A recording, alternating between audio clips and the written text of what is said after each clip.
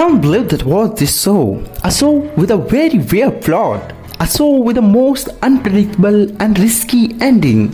Despite being a fictional show, still it carries so many realistic aspects in it. And a show with no girl with big titties in it. I mean, how can it be possible? Especially जब उसके creator one हो. I mean, he is the famous for that specific thing, right?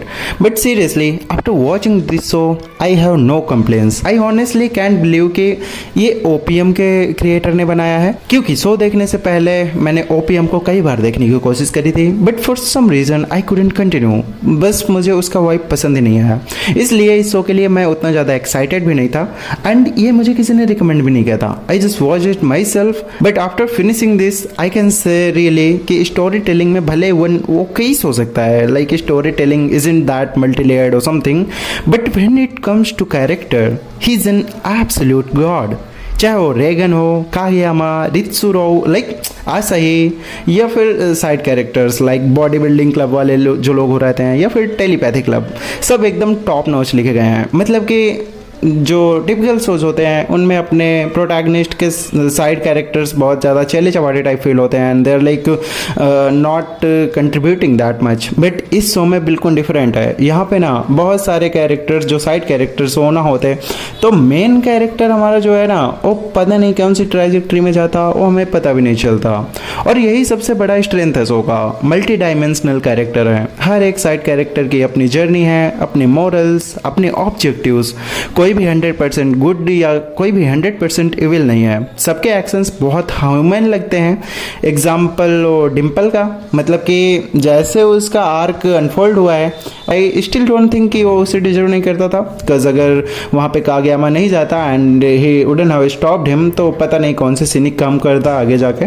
But still मतलब कि वो बहुत ज़्यादा likeable character बनता है, जो कि मेरे हिसाब से यही एक निगेटिव पॉइंट था शो का. इसके अलावा I just couldn't find any negative. और अगर मल्टी डायमेंशनल की कैरेक्टर की बात हम कर ही रहते, तो उसका प्राइम एग्जाम्पल तो रेगन ही होगा. जी, शुरुआत में लगता है बस एक फ्रॉड बंदा है, झूठ बोलता है, मैनिपुलेटिव है, बट जब सच में इंपॉर्टेंट मोमेंट्स आते हैं, he shines brighter than anyone else. Like इतने पावरफुल एस्पर्ट्स के बीच में भी, मतलब this guy stands and truly shines like a mighty. Animation and sound track थोड़ा सा राउटिन है, मतलब कि जैसा वन पीस क्या होता है, या फिर आपको काफ़ी सिमिलर वाइब्स आ सकती हैं, बट अदर एनिमे से बहुत ज़्यादा डिफरेंट है. ऑब्वियसली रहता है वो काफ़ी सिंपल लगता है, काफ़ी रियलिस्टिक लगता है, बट काफ़ी यूनिक भी है. And you just can not explain it, right. काफ़ी प्लेन दिखते हैं कैरेक्टर्स, बस जब उनको एक पुश मिलता है, इंपॉर्टेंट मोमेंट्स की बात आती है, they go insane, and that animation just tricks you on. Show का स्ट्रक्चर भी मस्त है. Like every season feels self content, कि अगर तुम एक सीजन देखोगे और दूसरा नहीं देखोगे तो भी काम चल जाएगा. स्पेशली पहला और दूसरा, अगर फर्स्ट और सेकंड सीजन आप देखते हैं और वहाँ पे छोड़ भी देते हैं शो को, तो आपको नेसेसरी नहीं लगेगा मुझे तीसरा सीजन देखना चाहिए. But still when you watch it gives you a very different feeling.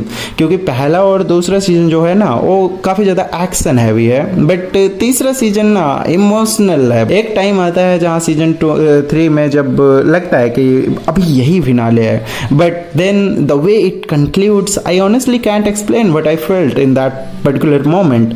मतलब I was emotional and I was getting goosebumps and I was so मतलब confused कि how to feel in that moment. Trust me, once you start this show, you won't be able to stop. Characters इतने अच्छे लिखे गए हैं कि you will fall in love with them.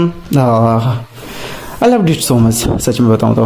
बस that's it. And अगर मैंने कुछ मिस किया है या फिर आपने शो देख रखा है, तो आपको कैसा लगा, आपके ओपिनियन कमेंट डाउन करें. वीडियो पसंद आई हो तो इसे एक लाइक करना. See you in the next one. Bye bye.